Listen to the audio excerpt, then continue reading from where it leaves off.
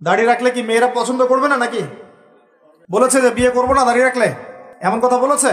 যদি কোনো মেয়ে এরকম কথা বলে ওই মেয়েকে বিয়ে করার দরকার নেই আপনার। যদি কোনো মেয়ে আপনাকে বলে যে দাড়ি রাখলে ভালো লাগে না, শেভ করতে হবে, না হলে বিয়ে হবে না, বিয়ে করব না, ওই মেয়েকে বিয়ে না করাই উচিত আপনার। আপনাকে বিয়ে করার যোগ্যতাই হয়নি তার, ওর তো যোগ্যতাই হয়নি আপনাকে বিয়ে করার। সে তো দাড়ি নিয়ে প্রশ্ন তুলছে। যে মেয়ে বলবে যে নবীর সুন্নত আছে এজন্য আপনাকে পছন্দ করি, তখন বুঝবেন যে হ্যাঁ এই মেয়ের মধ্যে ভালো কিছু আছে। যে মেয়ে দেখবে আপনি নামাজি কিনা, দাড়ি আছে কিনা, ইমানদার কিনা, দিনের জন্য কিছু করেন কিনা, হালাল খান কিনা, ওই মেয়ে ইনশাল্লাহ আপনার ঘরে শান্তি দিবে।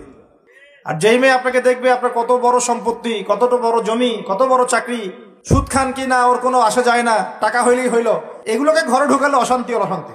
কি চাচ্ছেন, শান্তি না অশান্তি? নবী সাল্লাল্লাহু আলাইহি ওয়াসাল্লাম বলেছেন দিনদারিতা দেখে মেয়েদেরকে বিয়ে করো। কি দেখে? একই বিষয় ছেলেদের জন্য মেয়েদের জন্য সেম। ছেলে দেখতে হবে দিনদার কিনা, মেয়ে দেখতে হবে দিনদার কিনা, পর্দা করে কিনা, দিনদারিতা আছে কিনা। দুনিয়ার এই ছোটখাটো বিষয় যদি দেখেন, তুচ্ছ বিষয়গুলো, একদিন না একদিন আপনি পস্তাবেন কিন্তু। আর যদি আপনি দিনদারিতা দেখেন ইনশাল্লাহ আপনি কোনোদিন পস্তাবেন না ইনশাল্লাহ। আল্লাহ পাক তৌফিক দান করুন। এটা একটা বড় সিদ্ধান্ত জীবনের। এই সিদ্ধান্তে যদি ভুল করে ফেলেন সারা জীবন পস্তাতে হবে। অতএব এখানে বেশি আবেগে ফ্যান্টাসিতে ভুগবেন না।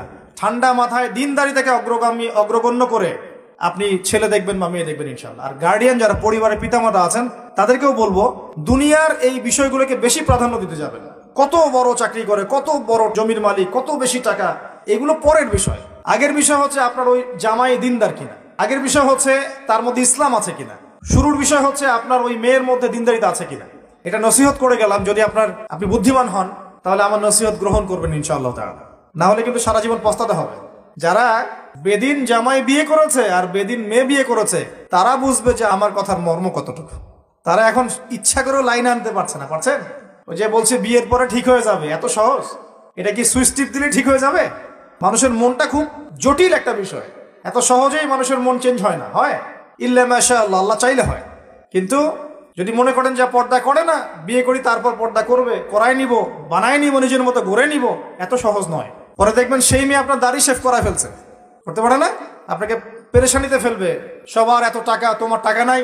এই যুগে একটু সুদ খেলে কি হয়, সমিতিতে নাম লেখালে কি হয়, সুদের লোন নিলে কি হয়, সবার 4-5 তলা বাড়ি, আমার কেন একতলা থাকবে, নাও লোন নাও, বাড়ি করি। আপনার স্ত্রী আপনাকে এদিকে ইনফ্লুয়েন্স করবে, করবে না? করবে। এভাবে তো বহু পরিবারের কর্তা দিন দিন হার্টস্ট্রোক করে মারা যাচ্ছে। টেনশন, পারিবারিক অশান্তি। অতএব দিনদারিতাকে প্রাধান্য দেন ইনশাআল্লাহ। দিনদারিতার সৌন্দর্য কখনো শেষ হয়ে যাবে ইনশাআল্লাহ। আল্লাহ পাক তৌফিক এনায়েত করুন। কেন সকাল সকাল উঠে আমরা এই শেভিং ক্রিম দিয়ে আমাদের নবীর সুন্নতকে জবাই করি? কেন? কি স্বার্থ, কি লাভ? হ্যান্ডসাম লাগে দেখতে। আপনাদের কি মনে হয় দাড়ি চেঁচে ফেললে, কেটে ফেললে হ্যান্ডসাম লাগে দেখতে, সুদর্শন লাগে? গাল ভর্তি দাড়ি থাকলে একজন পুরুষকে সিংহের মতো লাগে। মাশাআল্লাহ। আমাদের তো দাড়ি নাই, আমাদের যেগুলো দেখছেন এগুলো তো দাড়ি না।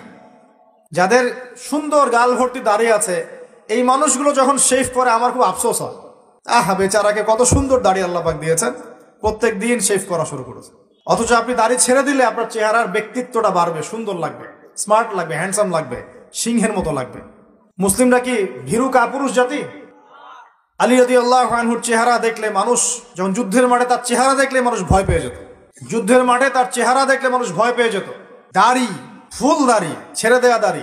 এবং তিনি যখন গর্জন করতেন যুদ্ধের মাঠে, প্রতিপক্ষ যখন থাকতো আহ্বান করতেন, কে আছে সামনে আসো, সাহস থাকলে আমার সামনে। এই গর্জন শুনেই মানুষ ভয়ে তার সামনে আসতো না। খালিদ বিন ওয়ালিদ রাদিয়াল্লাহু আনহু যুদ্ধের মাঠে তার গর্জন শুনেই মানুষ সামনে আসতো না। কাকা রাদিয়াল্লাহু আনহু তিনি একাই 10 জন 20 জনের সাথে লড়াই করতে পারতেন।